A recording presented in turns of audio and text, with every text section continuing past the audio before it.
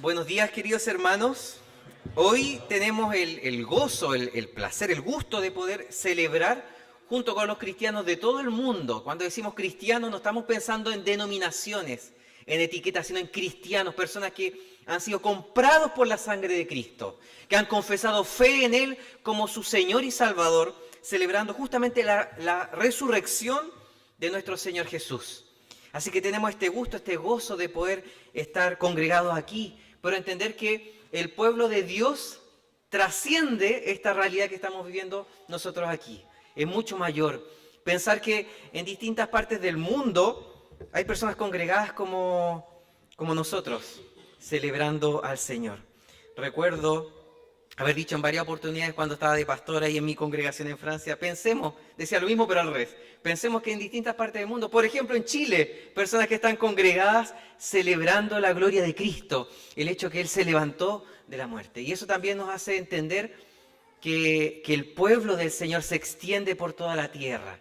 Y es Él, el Señor, quien nos conecta, más allá de la raza, de la nacionalidad, Él nos conecta a través de su espíritu, en esta única y común fe en torno a Jesús. Se trata esta resurrección de un evento que es clave para nosotros como cristianos, porque no es solamente un hecho más dentro de la vida de Jesús, es algo mayor porque la resurrección da testimonio del poder de Cristo sobre la muerte.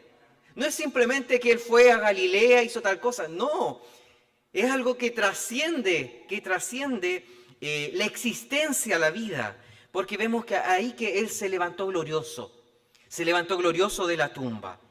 Vemos que era Dios mismo que no podía ser retenido por el poder de la muerte, porque Él es todopoderoso. De cualquier forma, Él se iba a ser levantado.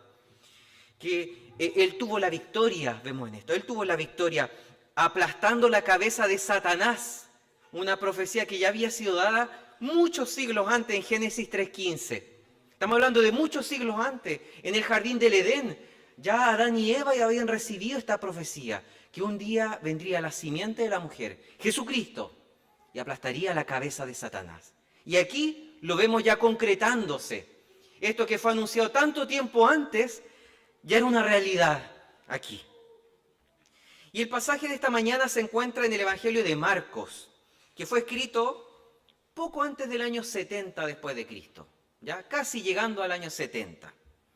Estamos hablando de unos 40 años después de la resurrección de Jesús, pero ojo, eso no es algo malo, el que fuese escrito 40 años después. No lo veamos en un sentido negativo, como un problema, porque los primeros cristianos conservaban de una manera muy fresca en la memoria todas las maravillas que había hecho el Señor, todo lo que había hecho. Entonces, 40 años después ellos no lo iban a olvidar, todo lo contrario.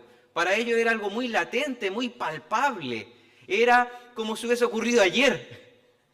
La vida, muerte y resurrección de nuestro Señor Jesucristo. Todo lo que el Señor había hecho sobre la tierra. Pero probablemente también esos testigos ya estaban empezando a morir por un asunto biológico, de edad. Que todos aquellos que fueron testigos de la muerte y resurrección de Jesucristo, de sus apariciones, ya estaban llegando al final de sus vidas, entonces empezaban a fallecer. Así que posiblemente se vio la necesidad, por esto mismo, de dejar por escrito este testimonio, de que esto que ellos vieron directamente quedase puesto por escrito. Así posiblemente surgió este evangelio en particular, el evangelio de Marcos.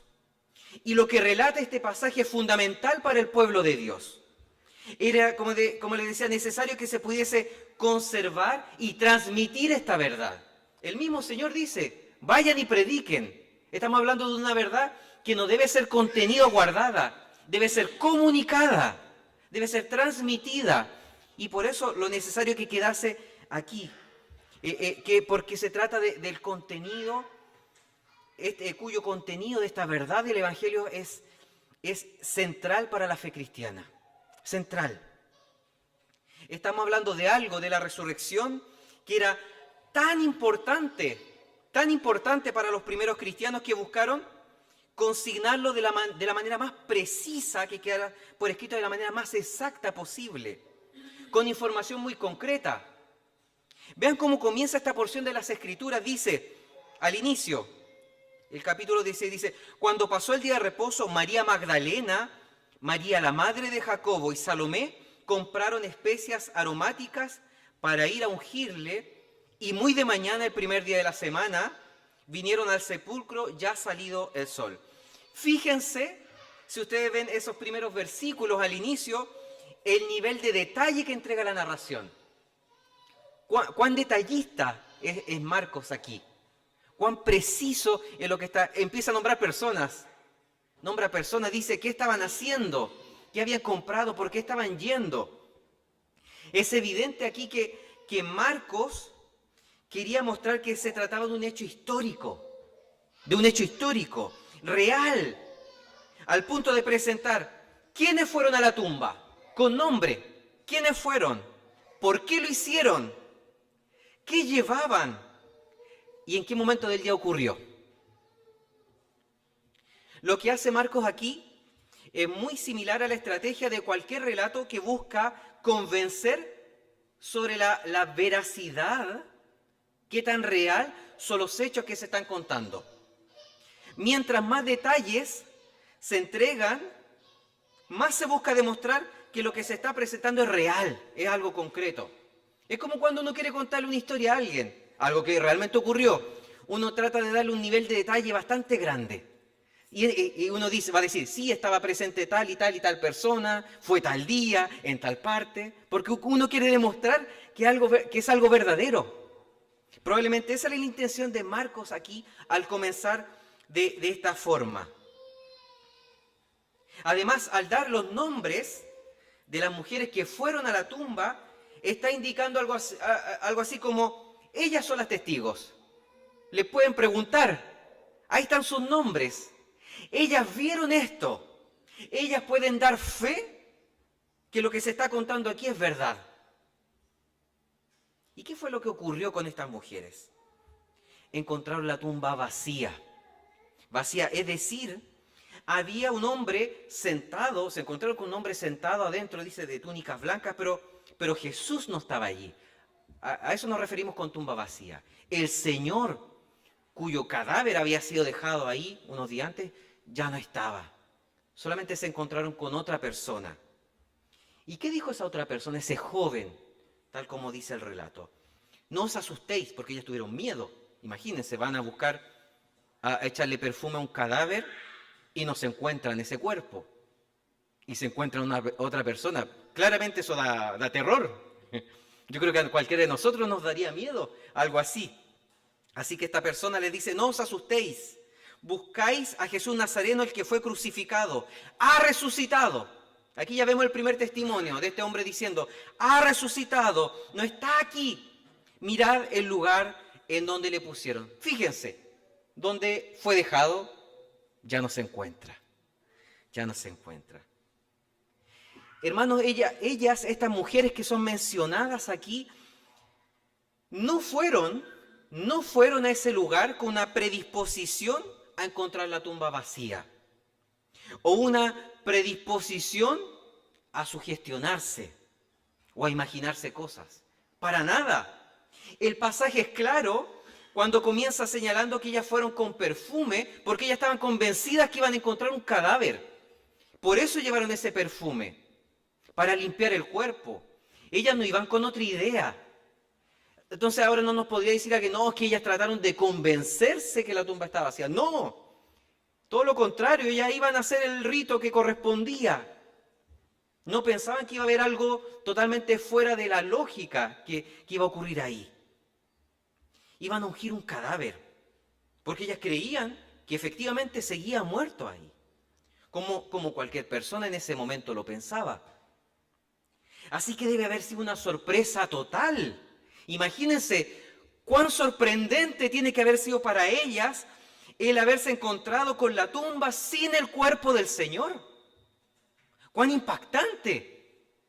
Que aquel que había sido dejado el día viernes, un par de días antes, ya no estaba. Y además, con un hombre adentro que afirmaba que Cristo había resucitado. Aún más impactante. Toda esta situación debe haber provocado algo así como un shock en ellas.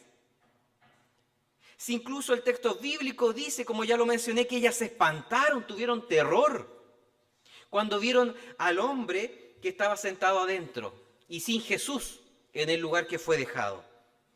Así que evidentemente este hecho fue algo que podríamos decir que las superó, que rompió sus esquemas, lo que ellas imaginaban que pasaría. Posteriormente el relato indica que Jesús, ya estando resucitado, se le apareció a María Magdalena. Ella, María Magdalena, después de ver al Señor resucitado, fue a contarle a los discípulos. Obvio, tremenda noticia. Qué gran noticia. Va y le va a comunicar esto a los discípulos. Pero ellos no lo creyeron. Dice el texto explícitamente eso. No lo creyeron. Después se les apareció a 2 discípulos. Ellos también fueron a contarlo, porque era una gran noticia. Pero los demás tampoco lo creyeron. Imagínense, qué gran noticia y negarse a creer eso. Que se les diga, el Maestro, el Señor, el Salvador, está nuevamente con vida. Ha sido levantado de la muerte. Y en realidad la incredulidad de ellos era mayor, era más grande. El negarse a esa posibilidad. Porque estamos hablando aquí que hasta ese momento habían 2 apariciones, a 3 personas, primero a una y después a 2, juntos. Y los discípulos permanecían incrédulos, después de que 3 personas dan testimonio de esto. Ya quizás si uno viene, uno puede decir, oh, qué raro, va a costar creer con una persona, pero si vienen 3, aún así permanecían firmes en su error. Y lo peor de esto es que el Señor les había anunciado su resurrección. Así que lo que estaba pasando ahora con este testimonio de 3 discípulos no era muy distinto a lo que el Señor ya había proclamado en vida, anterior a su muerte. Cristo les había dicho incluso que al tercer día, así de preciso, al tercer día se levantaría. Así que lo que estaba ocurriendo ahora era el cumplimiento de lo que el Señor mismo había dicho, de lo que Él mismo había proclamado, que las mismas profecías del Antiguo Testamento anunciaban, y aún así seguían sin creerlo. Ahí uno podría decir, bueno, uno puede empezar como a juzgarlos a ellos y probablemente quizás nosotros hubiésemos hecho lo mismo. El nivel de ceguera espiritual, frente a esto, de ellos concretamente, de nosotros probablemente habría sido igual, pero estamos hablando concretamente de ellos, que fueron los que estaban involucrados en esa situación. Tanta ceguera espiritual que fue necesario que el Señor se apareciera a los 11, porque Judas ya no estaba, a los 11, para que ellos finalmente creyeran. Porque ya que no creyeron a través de otros, fue necesario que se apareciera de manera directa a la mayoría de sus discípulos, para que ahí sí, ellos tuvieran fe y dijeran, sí, es verdad. Y claro, ahí en ese momento Jesús les reprochó su incredulidad y la dureza de sus corazones. ¿Acaso 2 apariciones no eran suficientes? ¿Que 3 personas dieran testimonio no era suficiente? Porque, hermanos, ni siquiera ellos buscaron corroborar si era verdad. Porque por último, siendo incrédulos, si vienen 3 personas y dicen, vimos al Señor resucitado, ellos podrían haber dicho, ya vamos a ver qué está pasando. Vamos a averiguar. Aquí hay algo raro que está ocurriendo. Vamos a averiguar. Pero ni siquiera eso.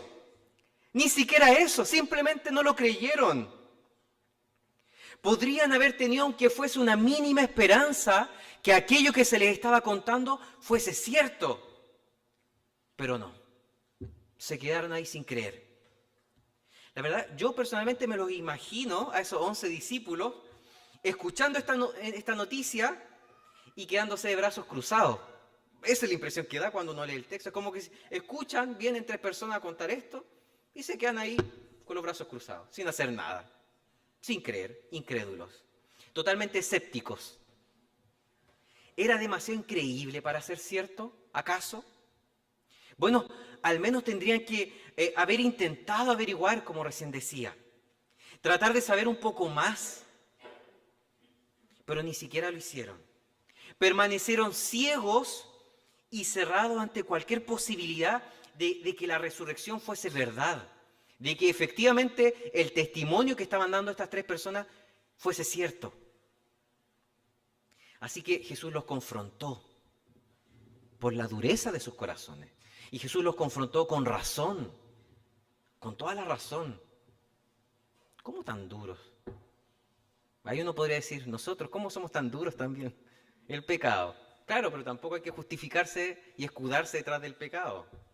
El Señor nos llama a tener un corazón de carne, a ser sensibles a escuchar su voz, a creerle. Eso, a creerle, a pesar de que nosotros tengamos esta influencia por el mundo caído en el que estamos. A pesar de esta naturaleza pecaminosa de la cual se refería Daniel en la primera parte del culto. Aún así, debemos creerle al Señor. Pero aún así, aunque ellos no creyeron al inicio, fueron incrédulos, fueron escépticos, se negaron a esta posibilidad de escuchar y creer el testimonio de las tres personas. Aún así, aunque ellos no obraron, ni siquiera buscaron saber si era verdad, Él seguía amando a sus discípulos. El Señor Jesucristo seguía amando a sus discípulos. Claro, les reprochó su pecado. Le dijo, ustedes han obrado mal, son duros de corazón. Pero aún así, ¿cómo nosotros podemos decir que seguía amando a sus discípulos? Porque les da una tarea, una misión. No es que les pone una mochila, sino que les da el privilegio de recibir una tarea.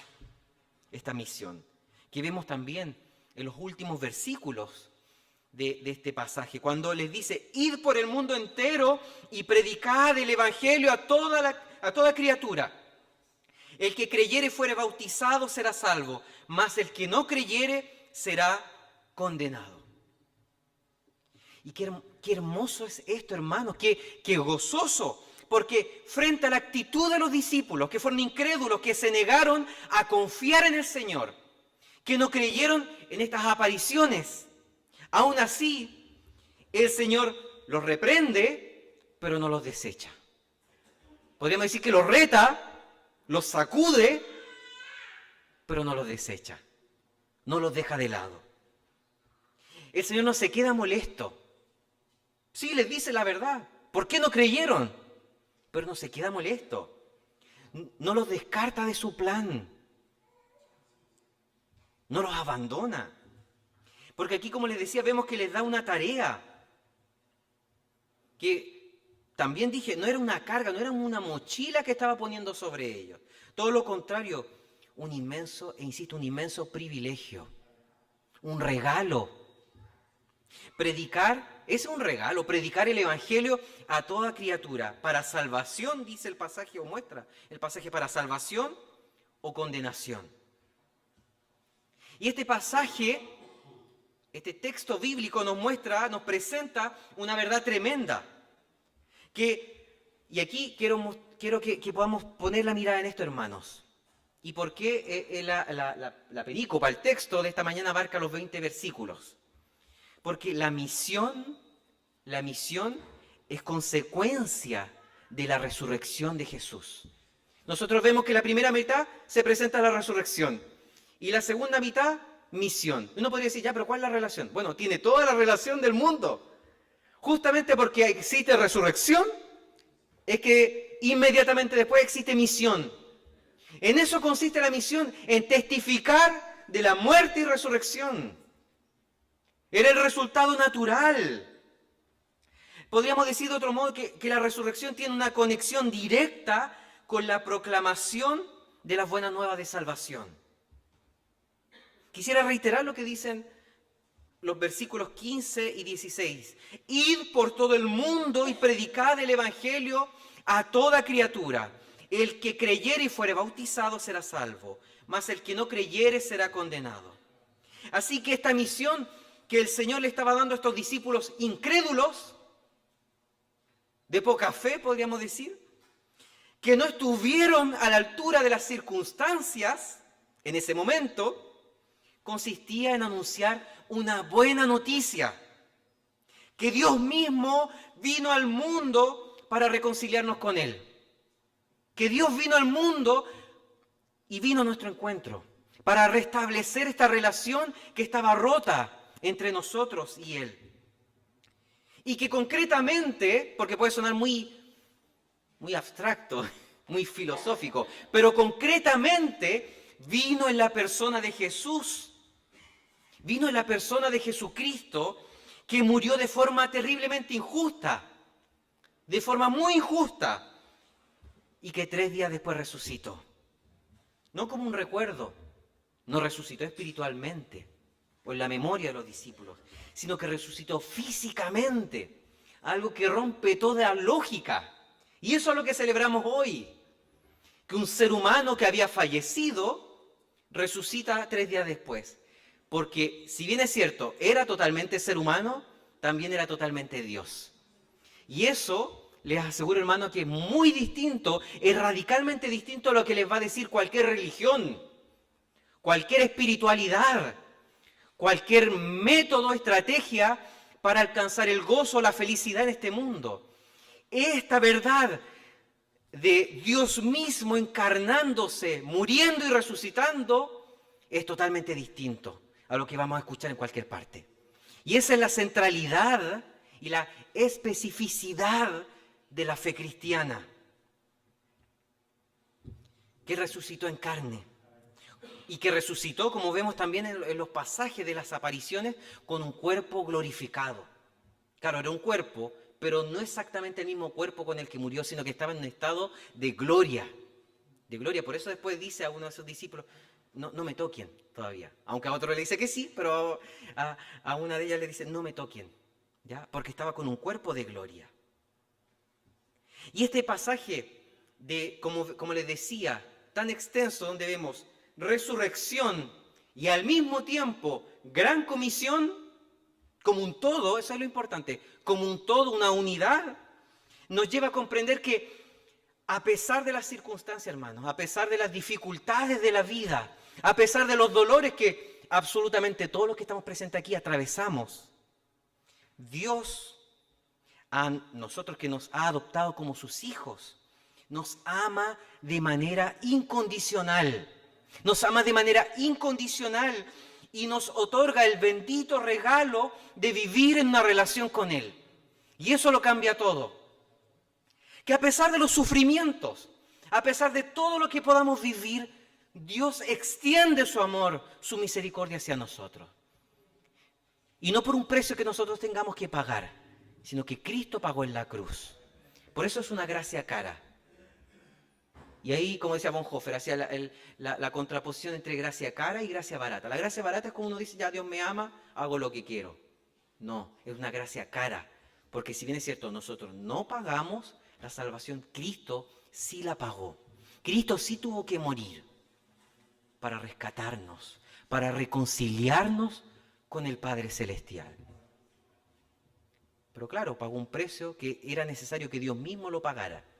Pero así de la misma manera, al ser Dios, fue levantado. Como les decía, este vínculo que ahora puede existir entre Dios Padre y nosotros es solamente gracias a su Hijo unigénito, que experimentó la muerte para pagar ese precio. Y este mensaje de gracia, de amor incondicional, es al mismo tiempo un llamado a la necesidad de cambiar profundamente. Como les decía recién, una gracia cara, no una gracia barata para hacer lo que queremos, no. Un llamado a cambiar, a ser transformados profundamente. Porque Jesús comenzó de la misma manera este ministerio. Aquí nosotros vemos que dice que se debe anunciar el evangelio a toda criatura para salvación y para condenación. ¿Ya? O sea, no es como que ya somos salvos todos y punto. No, salvación o condenación. Y Jesucristo al inicio, cuando comenzó su ministerio, el mismo evangelio lo consigna de manera escrita, muy claramente. Él decía, el reino, en la primera frase que nosotros vemos cuando comienza, el reino de Dios se ha acercado. Arrepiéntanse, dice, arrepiéntanse y crean el evangelio. Entonces estamos hablando que debe haber arrepentimiento y fe. una transformación. No es simplemente decir, esto me gusta, lo tomo, me lo llevo a la casa. Esta fe en Cristo. No, transformación. Estas buenas nuevas son un llamado radical a la conversión. O como hablábamos en el sermón del aniversario de la iglesia, a un nuevo nacimiento. Un nuevo nacimiento. No simplemente tomar una creencia, sino que nacer de nuevo del Espíritu. Y a lo largo de la Biblia, hermanos, de principio a fin, como les decía ya en Génesis 3:15, vemos este anuncio. De principio a fin podemos ver que esta conversión es el resultado de la obra del Espíritu Santo en nosotros. Ni siquiera es que yo decido creer o yo decido ser cambiado. Es el Espíritu Santo que nos cambia y nos impulsa a incluso nosotros poder provocar, vivir en buenas obras. Pero es la obra del Espíritu Santo, de su presencia en nosotros, que va cambiando nuestro corazón. Y aquí podemos decir que finalmente todo es gracia. Todo es gracia. No es que la primera parte hasta nuestra conversión es gracia y después nosotros solitos avanzamos. No, el Señor sigue obrando con su Espíritu en nuestra vida. Porque Dios toma la iniciativa, efectivamente es Él que toma la iniciativa de venir a nuestro encuentro. Y es Él quien nos hace entender por la acción de su Espíritu que necesitamos de su amor, que necesitamos de su perdón, de su misericordia. Así que esta misión fue encomendada por Jesús, que es misión que sigue estando vigente el día de hoy, y que consistía en anunciar la venida del reino de Dios y al mismo tiempo en hacer un llamado al arrepentimiento y fe en Cristo Jesús. Ambas cosas inseparablemente unidas. Y este reino que ya se está haciendo presente viene a restaurar la creación. Eso también es algo que vemos a lo largo de la Biblia. No es que el Señor nos va a llevar, así como piensan los musulmanes, como un paraíso, como un lugar totalmente lejos, en otro lado. No, el Señor, a través de su reino, viene a restaurar la creación, a transformar las consecuencias de este mundo caído en el que estamos. Y entre esas consecuencias nosotros vemos enfermedades, la presencia del mal. El versículo 15 de este pasaje, en la traducción de la Reina Valera 60, dice: id por todo el mundo y predicad el evangelio a toda criatura. Dice, toda criatura. Así lo vemos en nuestra traducción. Pero a lo que está apuntando el evangelio aquí debe ser el hecho de que se debe predicar a toda la creación. No solamente a personas específicas, a toda la creación. Porque este reino viene a transformar el mundo. Esa es la idea de la noción de reino, la noción bíblica de reino, que viene a transformar el mundo. Y nosotros por eso vemos también en los evangelios una preocupación particular de Jesús por los enfermos, por sanar enfermos, por liberar poseídos, por liberar a aquellos que eran víctimas de la injusticia, anunciar también liberación para ellos. Para ir resumiendo esta idea, podemos afirmar desde una cosmovisión bíblica, una visión de mundo bíblica, que la misión dada por el Señor consiste en anunciar que Dios quiere reconciliar el mundo con Él. No solamente a personas particulares, el mundo, la creación, a eso me refiero con el mundo. No toda la humanidad, no porque toda la humanidad no va a ser salva, sino aquel que ha llamado como sus hijos. Pero además de sus hijos, que son predestinados para ser parte de su pueblo, la creación, el cielo y la tierra, dice la Biblia. ¿Ya? Todo lo que existe. Hay varios pasajes que hablan de eso, que a través de Cristo el Señor está reconciliando todo lo que hay en el cielo y, como decía, y todo lo que hay en la tierra. O como también dice Apocalipsis, que el Señor, a través de su poder, va a renovar cielos y tierra, y va a crear cielo y tierra nueva. Podríamos decir cielo y tierra renovados. A eso está apuntando. Podríamos decir algo así como una restauración cósmica. Esa es la idea. Y en ese marco de reconciliación, en ese contexto de reconciliación, Él llama al arrepentimiento. Porque es verdad que el Señor está trabajando, está obrando, el Señor nuestro Dios, obrando para restaurar todo, y eso incluye nuestro corazón. Por eso Él llama al arrepentimiento. Él está buscando restaurar nuestra vida, nuestro ser. Y este llamado a la misión como les decía, como consecuencia de la resurrección, no fue solamente para esos 11 discípulos que estaban presentes ahí, cuando Él desapareció ya, porque no habían creído a los que dieron testimonio anteriormente, sino también para nosotros. Así que esta conexión directa entre la resurrección y la misión también aplica a nuestra vida. También aplica a nuestra vida. El Señor nos ha dado el poder del Espíritu Santo para anunciar el Evangelio como consecuencia de la resurrección. Como consecuencia de la resurrección.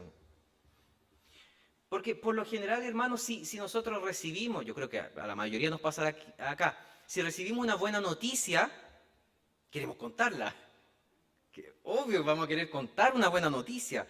Muy difícil, bueno, puede ocurrir también que no, pero muy difícilmente uno va a preferir dejarlo como muy en privado, de manera muy hermética, que nadie se entere, eso bueno.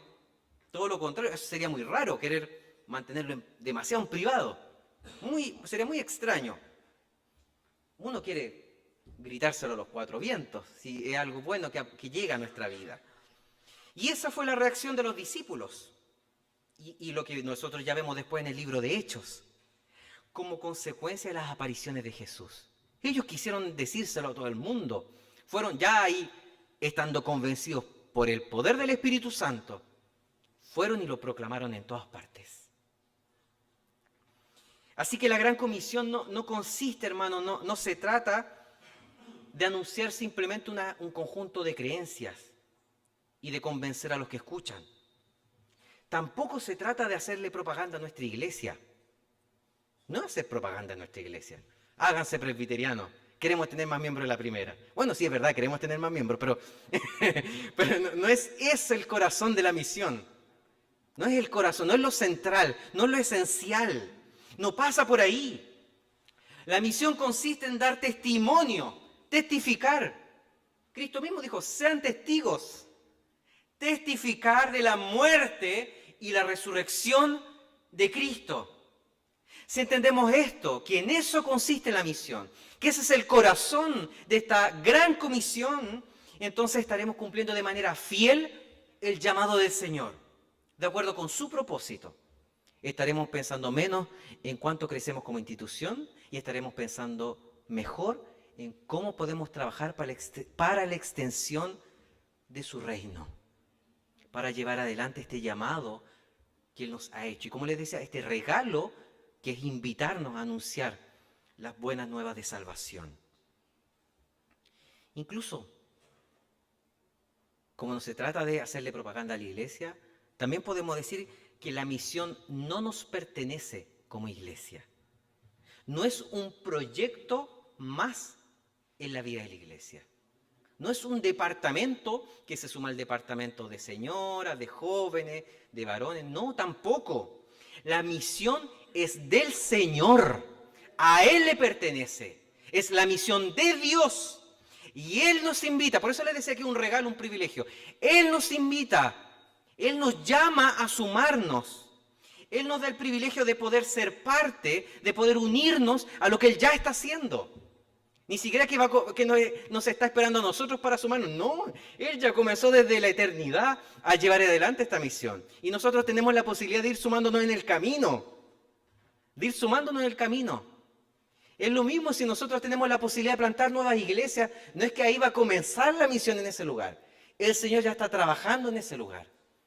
Y nos dice, ya, ahora es el turno de ustedes. Súmense. Trabajen. Pero súmense a lo que yo estoy haciendo, dice el Señor. Así que Él está llevando adelante la historia. Y muy concretamente la está llevando adelante en nuestra ciudad, en nuestra región. Y todo eso gracias al hecho de que el Hijo unigénito, el Hijo amado, venció la muerte. Así que si esta tarea y gran comisión no nos pertenece, sino que nos sumamos a lo que el Señor está llevando adelante, podemos decir que hay tanto que se puede hacer por la extensión del reino de Dios. Porque si fuera por nosotros, en realidad estamos súper limitados. Si la misión fuera de nosotros, nos perteneciera. Claro, tenemos muchas limitaciones. Hay muchas barreras. Pero como es del Señor, podemos decir, bueno, desde el momento que es del Señor, hay tanto potencial, hay tanto que se puede hacer para alcanzar a aquellos que el Señor está llamando para ser parte de su pueblo. A veces nosotros pensamos demasiado en cuántos recursos nos faltan, humanos, financieros de todo tipo, como iglesia. O nos quedamos pegados con el pasado, con la nostalgia, mirando siempre hacia atrás, buscando una forma de iglesia que ya no existe o que está desapareciendo. Cuando en realidad deberíamos estar ocupando nuestro tiempo, nuestras energías y nuestros recursos buscando alcanzar a los perdidos. No tanto mirando hacia atrás o qué tanto nos falta, sino alcanzar, yendo hacia adelante, alcanzar a los perdidos, dando testimonio de Cristo, cumpliendo la misión a la cual Jesucristo nos ha llamado, esta misión, esta tarea que nos ha encomendado. Que sea, como la misión pertenece a Dios, que sea el Señor impulsándonos, hermanos, cada día a vivir este mandato, este llamado, a proclamar el Evangelio con la confianza que es el Señor Jesucristo que está con nosotros, como Él mismo lo dijo y nosotros lo vemos en el Evangelio de Mateo, que aquel que resucitó, aquel que venció la muerte, es quien hace avanzar la misión. Que justamente porque resucitó, que nos impulsa y nos llama a testificar de esta verdad. Que el Señor sea obrando en nosotros como iglesia.